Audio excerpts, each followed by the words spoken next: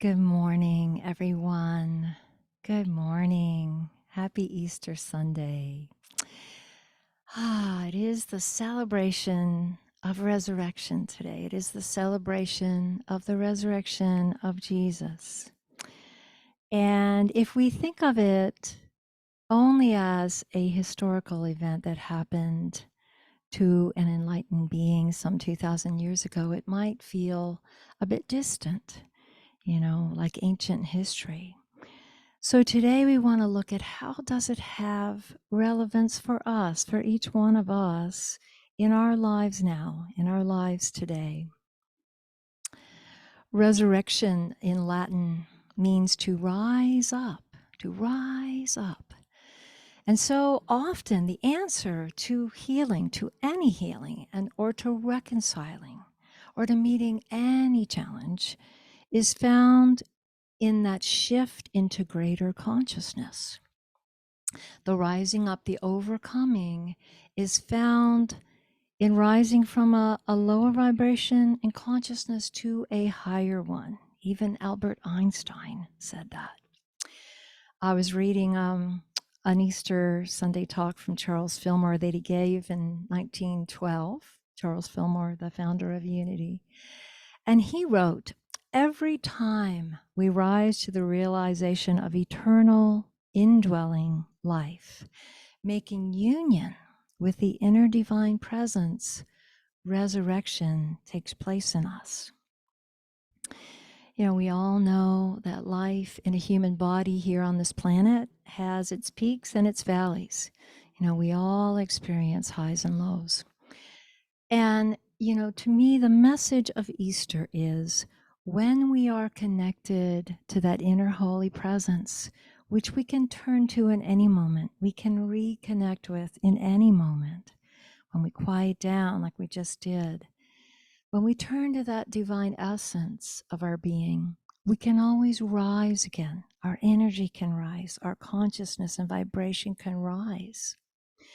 I was reading this last week, I was reading many Easter talks, just looking for what I feel is the deepest truth. And I loved something Pope Francis actually wrote last year, where he describes how we can embody the risen Christ, how Christ can be alive in us, as we just sang. He wrote, "Let us bring this presence into our everyday lives through gestures of peace in these days marked by the horrors of war, through acts of reconciliation amid broken relationships, acts of compassion towards those in need, acts of justice amid situations of inequality, and above all, through works of love, through works of love."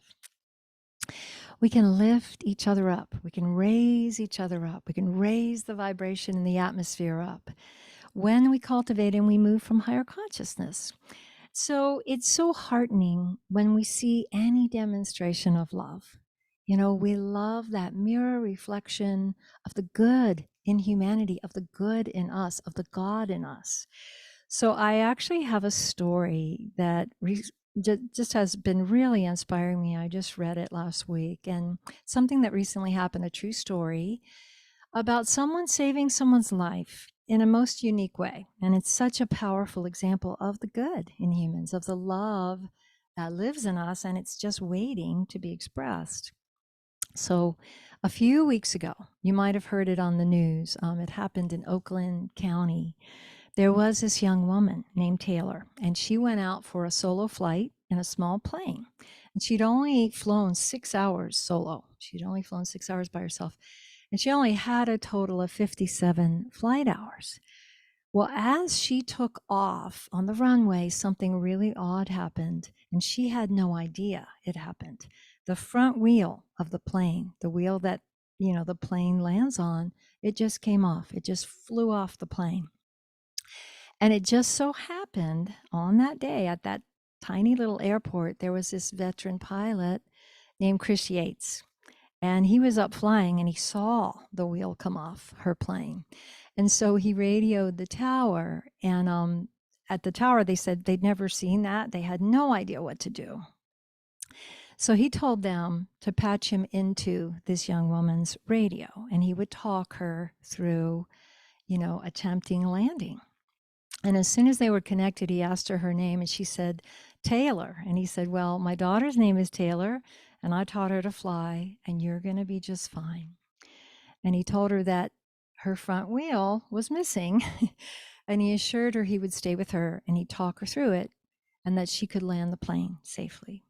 Well, her voice was quivering. It was really shaky, but you could tell in the recording, you could tell she was so comforted by Chris.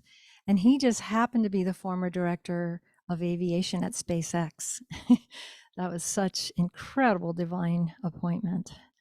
So Chris managed to calm her down, and he told her to circle around the airport until she felt ready to try the landing. And he said, now, when you touch down, I just want that stick all the way back. You're going to hold that stick back like you don't want that nose to touch the ground. And so finally, she's ready, and she comes in for the landing.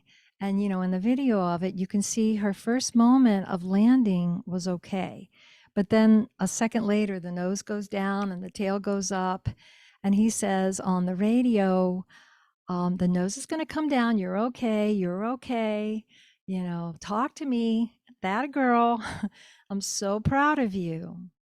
And because she managed to touch down without the nose immediately smashing into the ground, she was okay. And the nose was, tapping the runway, but she and the plane landed without anything extreme happening. And Yates said when he was interviewed, he said that during that event, he was thinking of his own daughter and how frightened she would be. And Taylor said in the interview that when he said that, a girl, I'm so proud of you, that the waterworks just burst from her eyes. And Yates said he was crying too. And so that's the story. And of course, the FAA is going to investigate to see why the wheel came off. But at the end of the interview, Taylor said she has no plans to give up flying after that experience.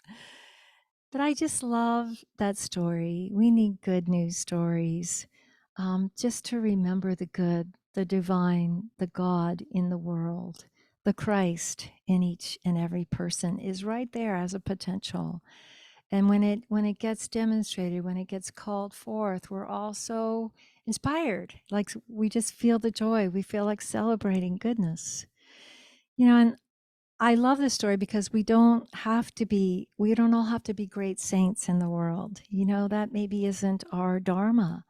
We can just be ourselves, and at any moment when we get the chance, we can share simple acts of love. The simple acts of love make all the difference. And they might be so much more powerful than we realize. They might even save someone's life that day, the day that we're kind, the day that we give them a smile. So we've gone through the season of Lent in the last 40 days, and Unity's focus has been on letting go. And so much of what I've been speaking on the last 40 days has been all the different ways we can practice letting go, and how we keep our energy at the highest vibration, and how we keep our heart open by the practice of regular letting go. We looked at the practices of non-attachment, of non-judgment, of non-resistance, and allowing life to be as it is. And we looked at how we clear blocked energy or stuck energy.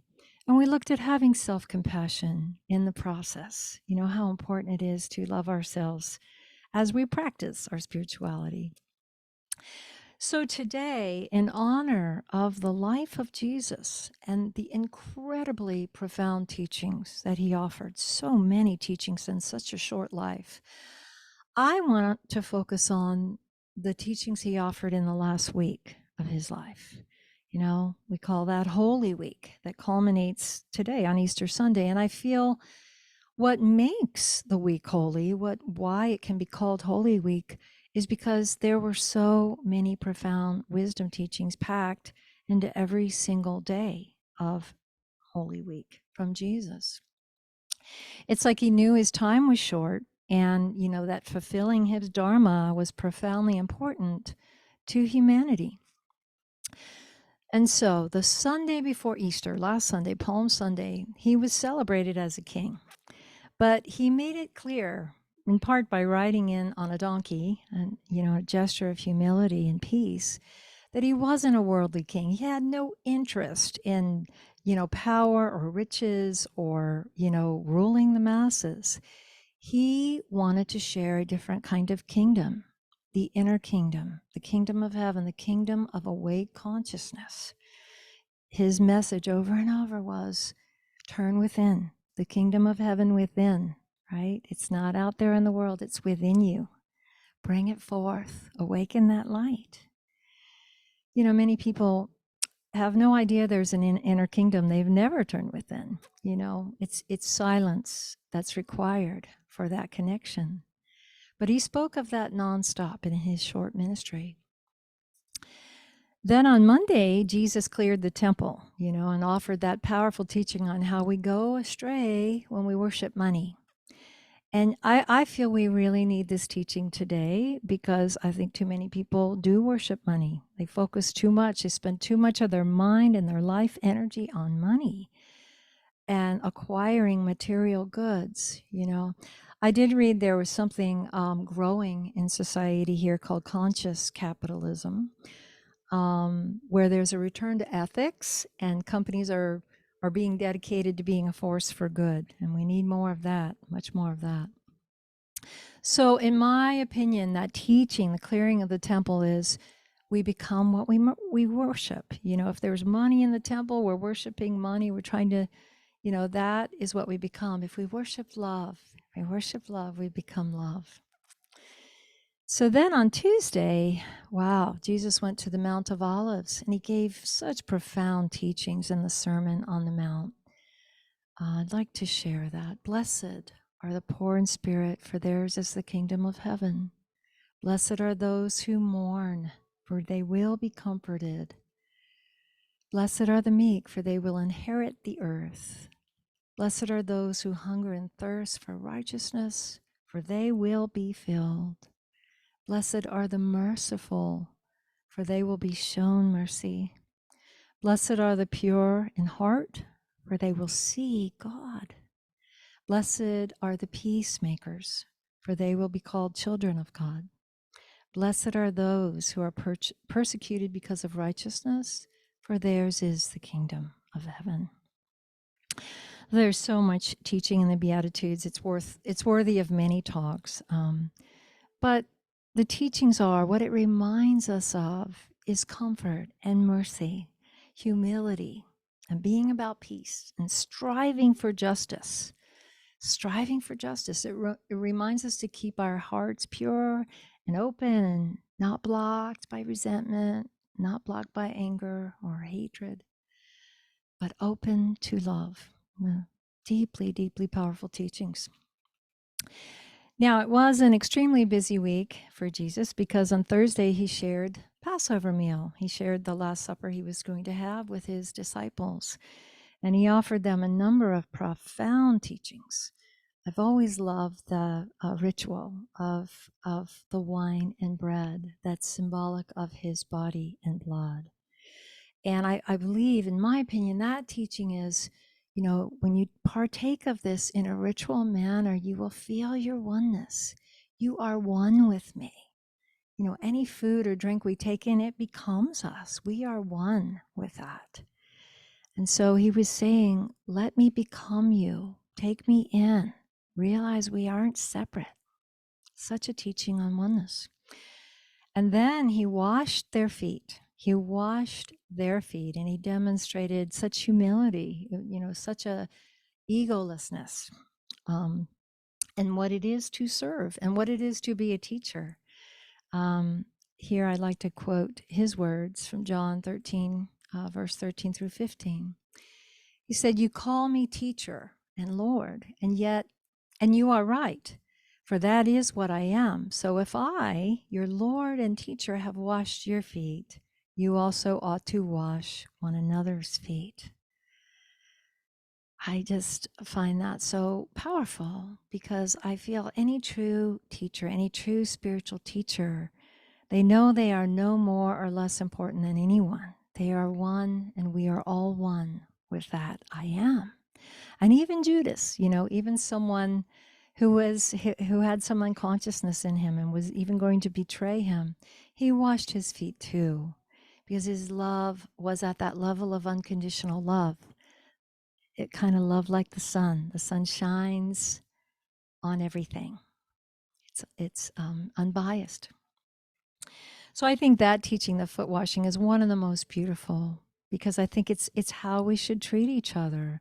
If we remember the sacred and we encourage the sacred in one another, and we feel love and respect for one another, because we know that divine potential lives in everyone, and we want to bring that forth, encourage that. So then it was Friday, which was not a good Friday, a good day at all. He was tried, condemned, and put to death by crucifixion. But, to me, that too was a teaching that even the most holy being, the most holy enlightened master, the embodiment of love, still goes through suffering in this earthly plane. And he demonstrated how to meet that suffering and how to never lose faith and hope. Even in his suffering, he offered a few more teachings. And in my opinion, the greatest teachings, the two greatest teachings of all. He taught forgiveness in those last moments. Forgive them, Father, for they know not what they do. And to forgive in a moment like that, wow, that sets a high standard for us, because we sometimes struggle to forgive much smaller grievances. But his teaching was to forgive again and again. And to include yourself in forgiveness, remembering self-compassion. And then finally, the last teaching, the reason for Easter, is the teaching that our true nature is eternal. His words were, Father, into your hands I commit my spirit. He was merging into the light. He was merging into the love, into the consciousness. He was demonstrating that the life that God is, which is what he was identified with, who he knew himself to be, that life doesn't end when the body ends. The I am that he was identified with is infinite, eternal, and the truth that takes the sting out of death. So the consciousness he cultivated, the expansive teachings he offered from that state of wakefulness, that consciousness is ours to tap into. Every great master that ever lived has an eternal presence that we can connect to, that we can merge with. It is there to support us. It is there to raise us up when we struggle with any limiting thoughts of doubt or fear. And that's the power of prayer. Prayer is calling on that consciousness, saying, come into me, let me merge in thee, let this heart be set free, let the soul at last be free, as I know thee as my true nature, right? He made that promise when he said, abide in me as I abide in the Father, and you too will bear much fruit. What does that mean? It means that he's merged in the source of all that is, and the source of love itself and life itself. If we merge with him, if we open to his consciousness, if we bring that into us, if we connect with that, then our consciousness is unlimited as well. So on this holy day of Easter Sunday, I invite you to just take a moment and say, I open my heart to love. I open my mind to peace. I live this life, I live this day and this moment to realize the Christ consciousness alive in me. I give some time to stillness. Be still and know I am God. I give time to that mantra, to that truth. The Christian mystic Teresa of Avila said the same thing when she wrote, Christ has no body now on earth but yours, no hands but yours, no feet but yours. Yours are the eyes with which he looks compassion on the world. Yours are the feet with which he goes about doing good. Yours are the hands with which he blesses all beings now.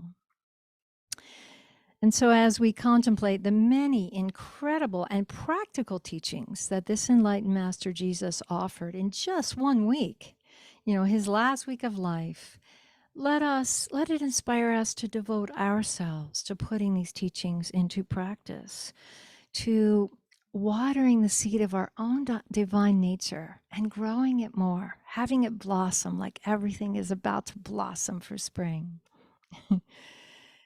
Maybe that can outpicture in forgiving something a little more deeply, or making an effort to reconcile, right? Not just praying for it, but actually putting it into action, making an effort to heal a relationship. Maybe it's time to get more comfortable with impermanence, of the body, and more in touch with the stillness where we feel eternal being. Maybe it's time to step up our spiritual practice and find reasons to meditate versus reasons that we don't have time, right? Maybe it's time to memorize a prayer. The Sermon on the Mount be a good prayer. But Jesus demonstrated, that being enlightened doesn't mean we don't deal with the very human challenges we all deal with. We might have times where we feel stuck at a Good Friday, not so Good Friday, right? Times that are really demanding. But the Easter message is that our resurrection is always possible, that we can resurrect in each moment from despair, from depression, from sadness, from anxiety, from fear. We can raise that vibration as we open to life-giving spirit, life-giving. And so may you abide in loving awareness, abide in that peace that passeth understanding, abide in the healing power of love, and bear the fruit of a dedicated spiritual life. If you would repeat after me these affirmations together in unity with the living Christ. I choose now to be resurrected into the love, into the light, into the joy that I am. Infinite love and light are alive in me.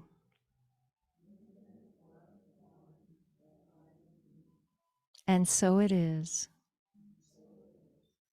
Thank you, Spirit. Thank you, Spirit, and thank you, everyone. Thank you for shining the Christ light, the beautiful, divine, radiant light of your being. Thank you for awakening and being dedicated to that. You are the light of the world. Don't forget. Happy Easter. Om Shanti.